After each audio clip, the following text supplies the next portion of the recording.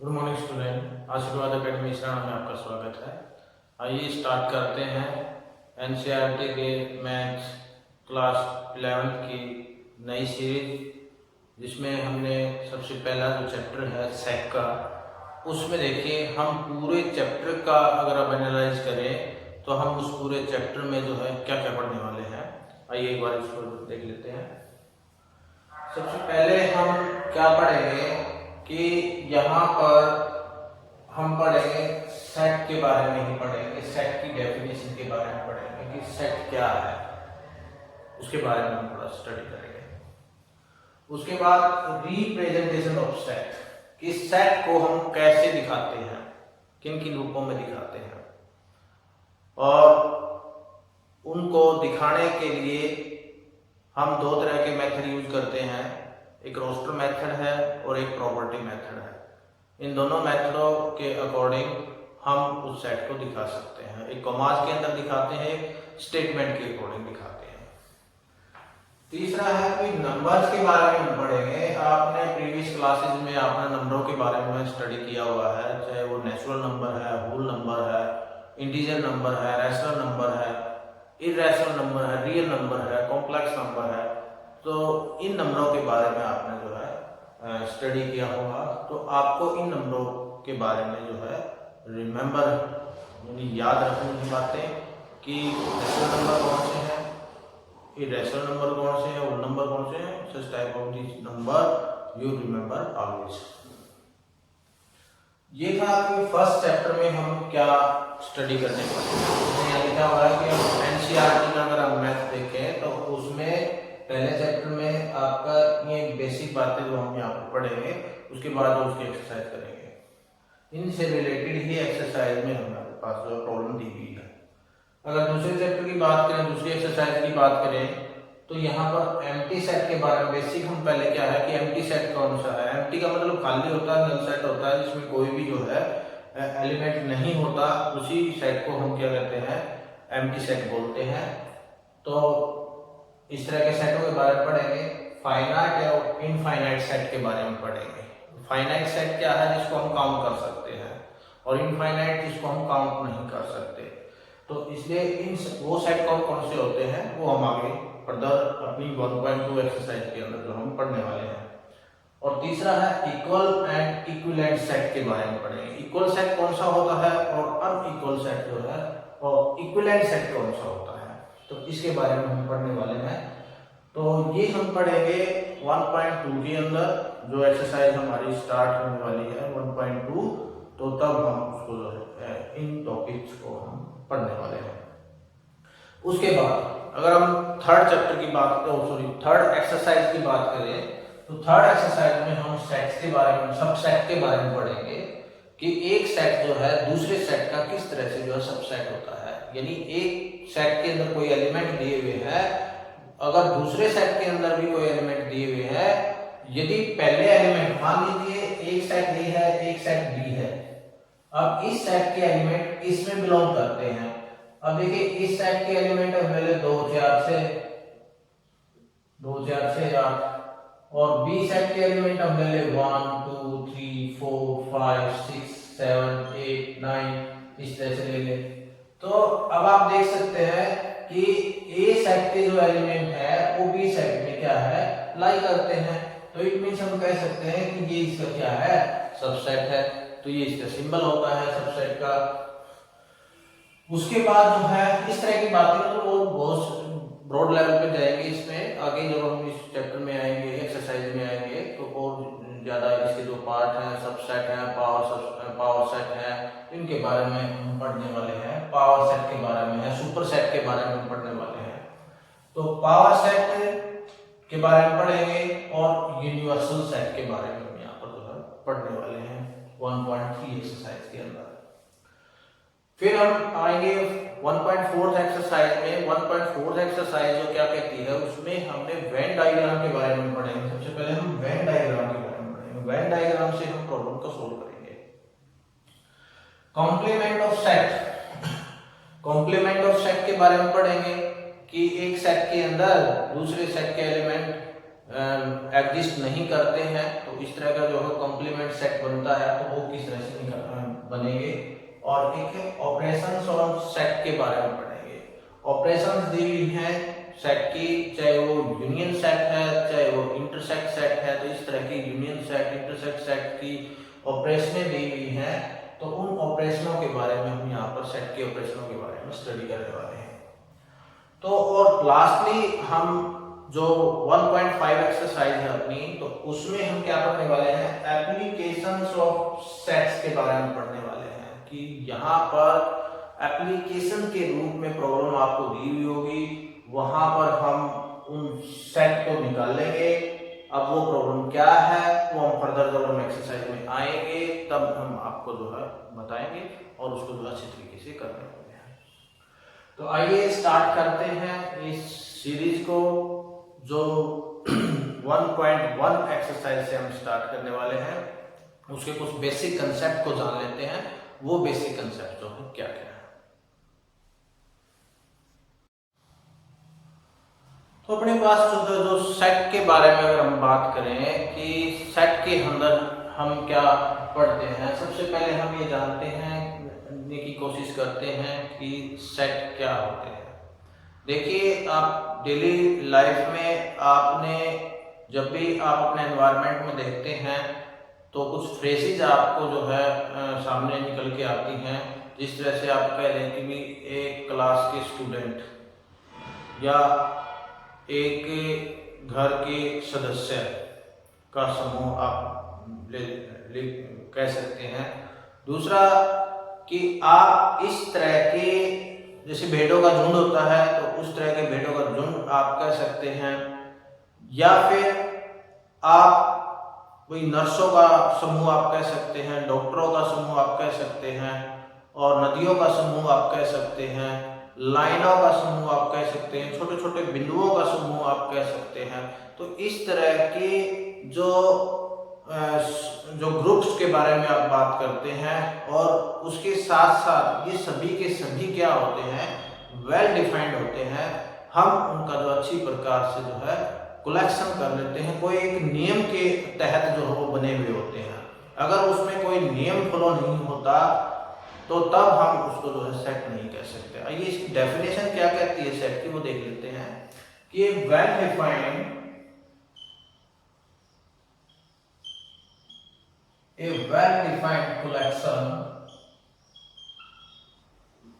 well-defined collection of disconnected objects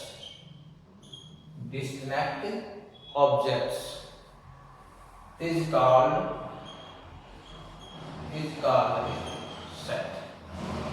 अब इस definition को हम ध्यान से देखें कि इसमें पहले ही कहा गया है कि एक वेल डिफाइंड कलेक्शन है किसका, डिस्कनेक्ट ऑब्जेक्ट्स का। यानी डिस्कनेक्ट का मतलब क्या होता है कि अलग अलग, ऑब्जेक्ट्स मतलब वहां पर कोई अलग अलग ऑब्जेक्ट दिए हुए हैं, अलग अलग स्टेटमेंट दी हुई हैं, अलग अलग, जिस तरह से क्लास के स्टूडेंट हो गए, या भारत में नदियों का समूह हो गया, भारत में राजधानियों का समूह हो गया। तो इस तरह के कोई ना कोई आपके पास समूह दिए हुए होते हैं और ऑब्जेक्ट्स दिए हुए होते हैं। उन डिस्टिंक्ट ऑब्जेक्ट, अलग अलग ऑब्जेक्ट का वेल डिफाइंड जो कलेक्शन बनता है उसको हम क्या कहते हैं, सेट कहते हैं। अब यहाँ पर कुछ हम एग्जांपल ले लेते हैं, जिस तरह से हम ये कह सकते हैं, the set of all river in India, the set of all river in India, ये क्या है, एक सेट है। इंडिया की सभी नदियों का एक समूह है और उसको हम वेल डिफाइंड तरीके से हम बता सकते हैं। या the set of all capital of India, और आप लिख सकते हैं the set of the set of class 11th student, class 11 students in your school. Justification दी हुई मिलेगी, पर्टिकुलर एक निश्चितता वहां पर मिलेगी कि आप उसको जो है वेल डिफाइंड सोच सकते हैं, फील कर सकते हैं, देख सकते हैं और सोच सकते हैं उन चीजों को। तो जिन चीजों को हम देख सकते हैं या सोच सकते हैं तो उनको हम वेल डिफाइंड हम कह सकते हैं कि वो क्या रहेंगी, वेल डिफाइंड है। अब देखिए क्लास आपके स्कूल के सभी स्टूडेंटों को आप क्या है देख सकते हैं और उसके बारे में जो आप ये भी अनुमान लगा सकते हैं, सोच सकते हैं कि उसमें हमारी क्लास में 35 स्टूडेंट है या 40 स्टूडेंट है। तो इसलिए ये क्या है, वेल डिफाइंड सिस्टम रहेगा जिसका आप कलेक्शन आसानी से कर सकते हैं। तो ये क्या बन जाएगा, एक सेट बन जाएगा। उसके बाद आप ये भी कह सकते हैं the set of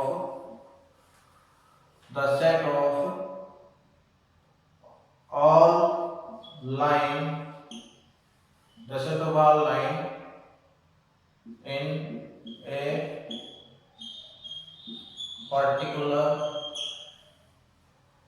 a particular plane। एक पर्टिकुलर प्लेन दिया हुआ है, उस प्लेन में सभी लाइनों का समुच्चय। अब देखिए यहाँ पर अगर कोई प्लेन की बात करते हैं, इस टाइप का कोई भी प्लेन आपको दिया हुआ है, इसे बना लीजिए और इस प्लेन में आप लाइनों का कोई भी सेट आपको पता होगा, एक निश्चित होगा। इस प्लेन का एक दायरा निश्चित है और जब एक दायरा किसी का निश्चित हो जाता है तो उसमें हम आसानी से उसका एनालाइज कर सकते हैं। तो यहाँ पर इस तरह की हम और बहुत सारे एग्जांपल आप ले सकते हैं जिससे हम ये आइडेंटिफाई कर सकते हैं कि सेट क्या है। सेट क्या है, इससे हमें पता चल गया कि वो क्या है, वेल डिफाइंड कलेक्शन है और जो कि एक डिस्कनेक्ट ऑब्जेक्ट पे काम करता है, इज कॉल्ड एज सेट, यानी डिस्कनेक्ट ऑब्जेक्ट है। अब ये सभी क्या है, ये क्या है, ऑब्जेक्ट्स हैं। ये सभी क्या है, ऑब्जेक्ट्स हैं, अलग अलग ऑब्जेक्ट है। ये नदियों की बात करता है, ये कैपिटल की बात करता है, ये क्लास 11 के स्टूडेंट की बात करता है, ये लाइनों की बात करता है। तो कहने का मतलब ये क्या है, अलग अलग ऑब्जेक्ट्स दिए हुए हैं जिससे हम अगर इनका अच्छी तरह से हम वेल डिफाइंड कलेक्शन हम कर लेते हैं, देन आप ये कह सकते हैं कि वो जो कलेक्शन है वो एक सेट है। वो क्या है, एक सेट है, is called a set. Such type of collection is called a set. Okay, अब नेक्स्ट फर्दर पर चलते हैं। दूसरा हमने क्या बताया था, इसमें और भी बहुत सारे एग्जांपल आप ले सकते हैं, तो आपकी बुक्स में या अदर बुक्स में भी आपको इसके बारे में आपको मिल जाएगा। इसके बाद आप सेकंड पे चल लीजिए कि रिप्रेजेंटेशन ऑफ सेट की बात कर लेते हैं कि रिप्रेजेंटेशन ऑफ सेट क्या होता है।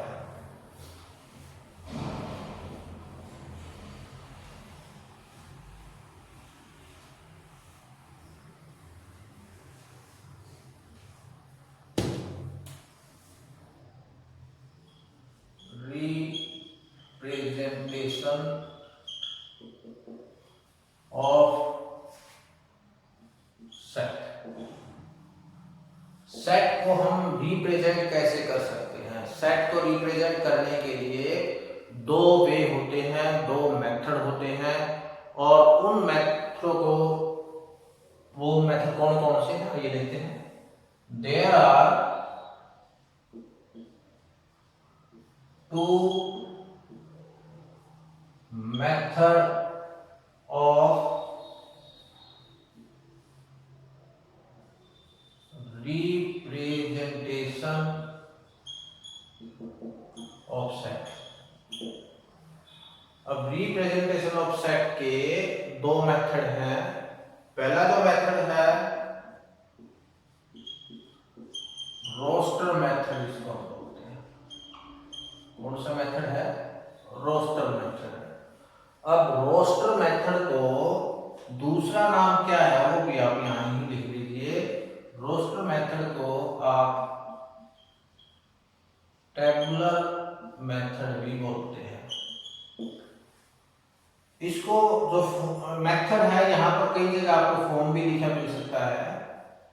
ये रोस्टर फॉर्म है, ये टेबुलर फॉर्म है, ये फॉर्म भी आपको लिखा मिल सकता है, तो इसे कंफ्यूज मत होना।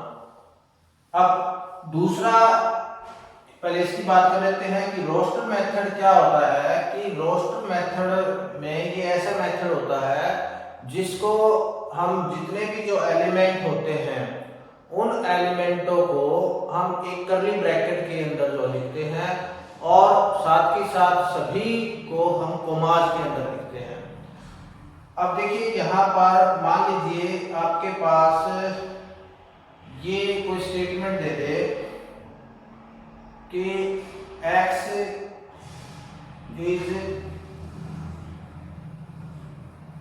या सीधा लिख दीजिए आप, एक कोई सेट दे रखा है आपको और उस सेट में सभी नेचुरल नंबरों का सेट दिया हुआ है और 100 से कम है, तो आप 1 2 3 4 5 6 इस तरह एक कोमास के अंदर आप लिख सकते हैं।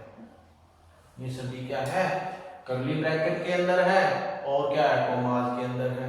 जब आप इस रूप में किसी भी स्टेटमेंट को दिखाते हैं, जो भी स्टेटमेंट आपके पास दी हुई है, अगर उसका कर्ली ब्रैकेट में और कोमास के अंदर आप दिखाते हैं, देन आप कह सकते हैं कि वो जो फॉर्म है वो आपकी कौन सी फॉर्म है, रोस्टर फॉर्म है या टेबुलर फॉर्म भी आप उसको कह सकते हैं। इसके अलावा अगर दूसरे की बात करें, प्रॉपर्टी मेथड, या आप इसको जो है सेट बिल्डर मेथड आप उसको कह सकते हैं। देखिए प्रॉपर्टी मेथड से आपको इसके नाम से ही पता चल रहा है कि इसमें कोई ना कोई स्टेटमेंट आपको बनानी होगी, वो कोई ना कोई स्टेटमेंट आपकी बनेगी, उसका जो कंक्लूजन होगा वो एक स्टेटमेंट के रूप में होगा। जैसे यहाँ पर क्या है, यहाँ पर तो आपने एक कर्ली ब्रैकेट के अंदर और कोमास के अंदर लिया हुआ रोस्टर फॉर्म में अगर बात करें तो, लेकिन प्रॉपर्टी में इसी का अगर हम प्रॉपर्टी मेथड में देखें या प्रॉपर्टी फॉर्म में देखें या सेट बिल्डर फॉर्म में देखें तो वो क्या बन जाएगा, x is equal to x such that x is a natural number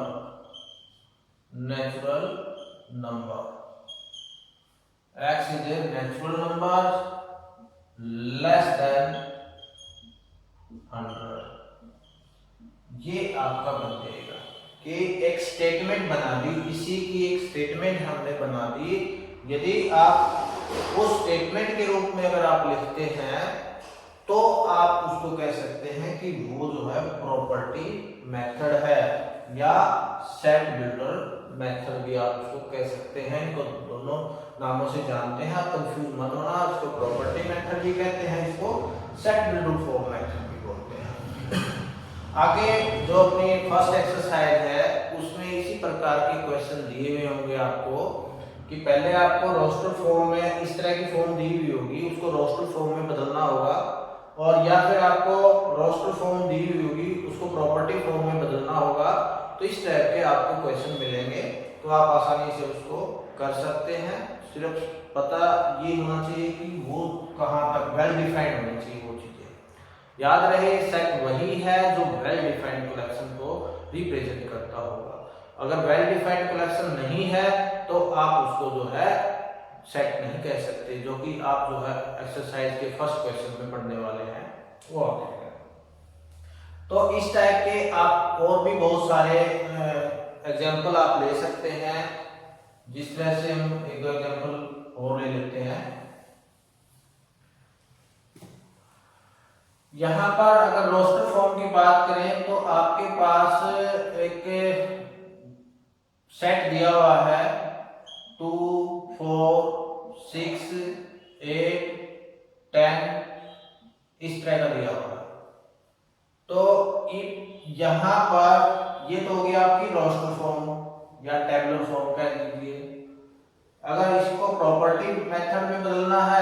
property form में बदलना है तो आप कैसे लिखेंगे, x इज इक्वल टू और a is equal to x that x is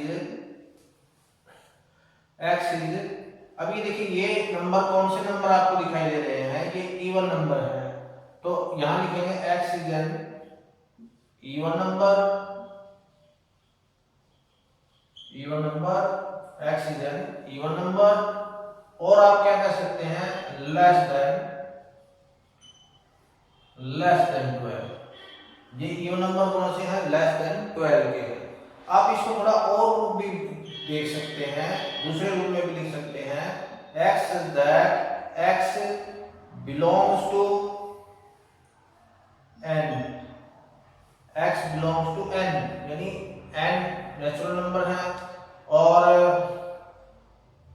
या आप इवन नंबर की बात कर रहे हैं तो यहां पर आप लिख दीजिए x that x is equal to 2n आ जाएगा, क्योंकि इवन नंबरों को आपने देखना है तो 2n आ जाएगा, और यहाँ पर n क्या है, n बिलोंग्स टू n में करेगा। और दूसरी कंडीशन क्या होगी कि x जो है या n जो है n लेस देन, अब यहाँ पर देखिए 5 रखने से ये 10 बन जाता है, तो x n लेस देन 6 आप कर देना, या तो 6 कर दीजिए या n लेस देन इक्वल 5 भी आप कर सकते हो। तो इस तरह का आपका ये प्रॉपर्टी मेथड फॉर्म बन जाएगी आपकी। अगर आप यहाँ पर देखते हैं कि x की वैल्यू आप कौन सी लें, भाई 2n ले लेंगे क्योंकि इवन का रखा है। सबसे बड़ी बात है यहाँ पर ये देखना कि इवन है ओड है, उसके अकॉर्डिंग आप यहाँ पर जो है एक स्टेटमेंट बनाएंगे। और इस प्रॉपर्टी मेथड में क्या है, स्टेटमेंट ही बनानी होती है आपको।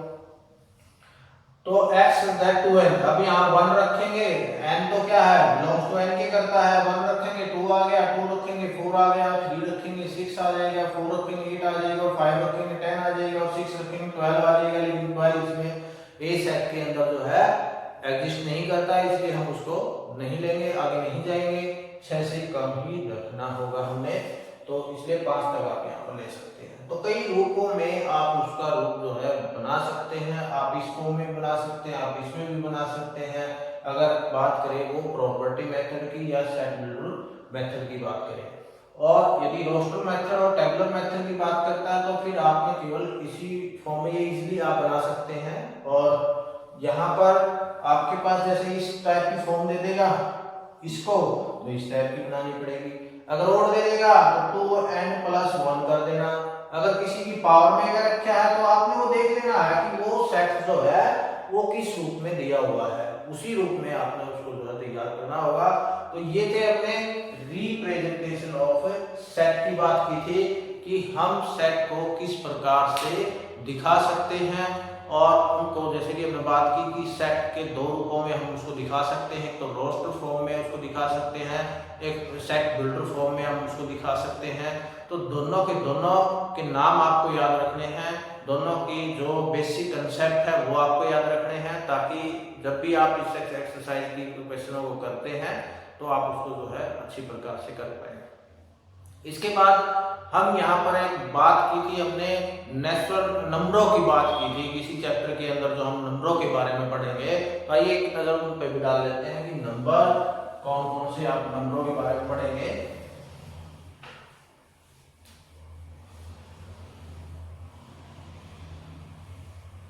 वैसे तो आपको पता ही है कि आपने अपनी प्रीवियस क्लासेस में बेसिक नंबर आपने पढ़े हैं, जैसे नेचुरल नंबर है, होल नंबर है,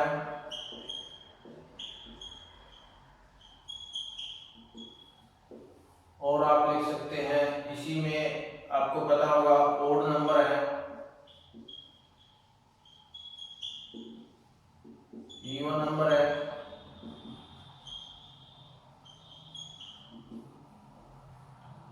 प्राइम नंबर,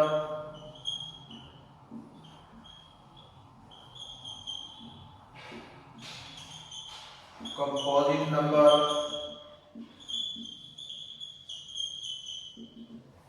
कंपोजिट नंबर के बाद आप लिख सकते हैं आगे rational number,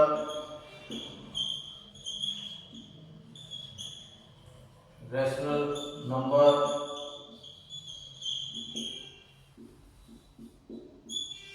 irrational number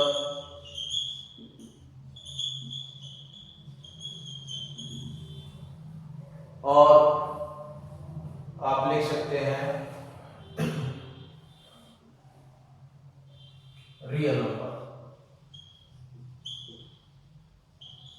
real number एक रहता है इंटीजर नंबर भी आप कह जाएंगे कि इंटीजर नंबर आप लिख लीजिए, इंटीजर नंबर। इनका बेसिक कंसेप्ट आपको जो है पता होना चाहिए कि ये कौन कौन से नंबर है। नेचुरल नंबरों को हम काउंटिंग नंबर भी बोलते हैं और आपको पता ही है ये 1 से स्टार्ट होते हैं और इस तरह से जो है आगे तक चले जाएंगे, इनफाइनाइट तक चले जाएंगे। और इनका जो सिंबल होता है उनको हम किससे डिनोट करते हैं? कैपिटल एन से डिनोट करते हैं।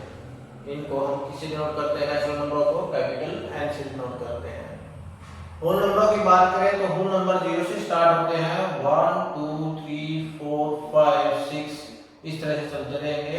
और होल नंबरों को हम होल नंबर ही लिखते हैं। जहां भी आपको मिलेगा वहां पर होल नंबर ही नाम मिलेगा आपको। ऑड नंबरों को भी आप ऑड नंबर कौन से हैं? जो 2 से डिवाइड न हो, तो इस तरह से 1 3 5 7 9 11 13 15 इस टाइप के जो नंबर हैं वो क्या है? ऑड नंबर है। इवन नंबर जो 2 से डिवाइड हो जाते हैं, 2 4 6 8 10 12 and so on. Prime number जो एक और अपने आप से ही डिवाइड होते हैं, और 1 और इटसेल्फ की बात करते हैं, ये केवल और केवल एक पे और अपने आप से ही डिवाइड होते हैं। तो ऐसे नंबर ये 2 से स्टार्ट होते हैं। याद रहे कि प्राइम नंबर हमेशा 2 से स्टार्ट होते हैं और 2 एक ऐसा इवन प्राइम नंबर है। 2 कैसा नंबर है? इवन भी है और प्राइम भी है और सबसे छोटा भी है। तो ये खासियत है इसमें। 2 3 5 7 9 नहीं होगा क्योंकि 9 1 पे भी होता है, 3 पे भी होता है और अपने आप से भी, यानी मोर देन 2 पे ये डिवाइड हो गया, इसलिए ये नहीं होगा। और उसके बाद जो है आप 11 लिख सकते हैं, 13 लिख सकते हैं, 17 लिख सकते हैं। इस टाइप के जो नंबर हैं वो क्या है? प्राइम नंबर हैं। जब आप डिवाइड करेंगे तो ये नंबर 1 पे और इटसेल्फ यानी अपने आप से ही भाग होंगे और किसी से भाग नहीं होंगे। कंपोजिट नंबर कौन से हैं? जो मोर देन, जिसके मोर देन 2 फैक्टर होते हैं, मोर देन 2 फैक्टर होते हैं। अब मोर देन 2 फैक्टर में जैसे आपका 4 है, अब ये 4 जो है 1 पे भी डिवाइड होता है, 2 पे भी डिवाइड होता है और 4 पे भी डिवाइड होता है, यानी मोर देन 2 फैक्टर इसके बन गए। 6 आ गया, 8 आ गया, 9 आ गया और 10 भी आ गया। इसके बाद आपका जो है 13 नहीं आएगा, 12 आ जाएगा, 11 नहीं आएगा, 12 आ जाएगा, फिर 14, फिर 15। इस टाइप के जो नंबर हैं वो आपके कंपोजिट नंबर रहेंगे। रैशनल नंबरों की बात करें, रैशनल नंबर में आपका p/q की फॉर्म में रहते हैं और यहाँ पर q नॉट इक्वल टू 0 होगा एंड एज वेल एज आपका जो p है वो क्या बिलोंग करेगा? किसमें? z के अंदर बिलोंग करेगा। z is the integer number, तो p बिलोंग्स टू z के रहेगा। और इस टाइप की अगर कोई भी कंडीशन होती है तो आप उसको कह सकते हैं रैशनल नंबर है। जैसे आपका 1/2 आ गया, 5/3 आ गया, -3/5 आ गया। इस टाइप के जो नंबर हैं वो क्या है? रैशनल नंबर है। इर्रेशनल नंबरों की बात करें तो √2, √3, √5 and such type of this number जिसका आप पूर्ण रूप से उसके रूप नहीं निकाल सकते वो इर्रेशनल नंबर है। और pi is also irrational number. Integer नंबरों की बात करें, इंटीजर नंबर में कौन कौन से आते हैं? जो 0 ±1 है, ±2, ±3, यानी जो माइनस के भी होते हैं, प्लस के भी होते हैं। आपने नंबर लाइनों में पढ़ा होगा कि 0 से लेफ्ट साइड माइनस के, 0 से राइट साइड जो है प्लस के। तो इस तरह से जो नंबर होते हैं नंबर लाइनों में भी, उनको भी हम क्या बोलते हैं, वो इंटीजर नंबर ही होते हैं। और रियल नंबरों की बात करें, जितने भी आपने ये सभी नंबर पढ़े हुए हैं, ये सभी के सभी क्या है, रियल नंबर है। These all natural number, whole number और इवन इसी में आ जाते हैं, तो इनको बोलने की आपने आवश्यकता नहीं होती। All natural number, whole number, prime number, composite, rational, irrational, integer और कॉल रियल नंबर, वो रियल नंबर में ही होते हैं। और एक है कॉम्प्लेक्स नंबर की बात करें, कॉम्प्लेक्स नंबर आपका x प्लस आइटा y की फॉर्म में होता है। ये जो है इसको आयोटा बोलते हैं, क्या बोलते हैं, ग्रीक वर्ड है ये, आयोटा बोलते हैं। और आयोटा की जो वैल्यू होती है √-1 होती है, इसको याद रखना है। आगे जाके आपका कॉम्प्लेक्स का चैप्टर है, उसमें आप पढ़ेंगे पूर्ण रूप से इसको। तो यहाँ पर जो x और y है वो रियल नंबर है। x और y आपका कोई भी रियल नंबर हो सकता है, और लेकिन i का क्या है, ये √-1 है। और जिसके साथ आइटा लग जाता है वो क्या बन जाता है, कॉम्प्लेक्स इमेजिनरी नंबर बन जाता है। उसको क्या बोलते हैं, इमेजिनरी नंबर बोलते हैं। im से डिनोट कर देते हैं। तो जिसके साथ आइटा लग जाएगा वो इमेजिनरी नंबर हो जाएगा। तो ये थे अपने कुछ नंबर जो आप जो है अपनी एक्सरसाइज के लिए आपको जो है काम आएंगे। तो इनको आपने भी याद रखना है। वैसे ऑलरेडी आपको ये याद ही होंगे, लेकिन इसको जो है रिमाइंड कर लेना है, ताकि जब आप एक्सरसाइज करें तो आपको किसी प्रकार की कोई भी समस्या न आए। तो इसके बाद हम सीधा चलते हैं अपनी एक्सरसाइज की तरफ, कि एक्सरसाइज 1.1 हम नेक्स्ट वीडियो के अंदर करते हैं। तो आई होप आपको ये जो बेसिक कंसेप्ट है ये आपको समझ में आ गए होंगे। और यदि आपको ये बेसिक कंसेप्ट समझ में आए हैं तो अब इसको जो वीडियो है उसको लाइक कीजिए, शेयर कीजिए, अपने दोस्तों के साथ शेयर कीजिए, और चैनल को रेड आइकन का बटन दबाकर उसको सब्सक्राइब जरूर करें, ताकि ज़्यादा से ज़्यादा ये वीडियो जो है बच्चों तक पहुंच सके और वो इसका जो है बेनिफिट उठा सके। तो घर पर रहें, सुरक्षित रहें। नमस्कार।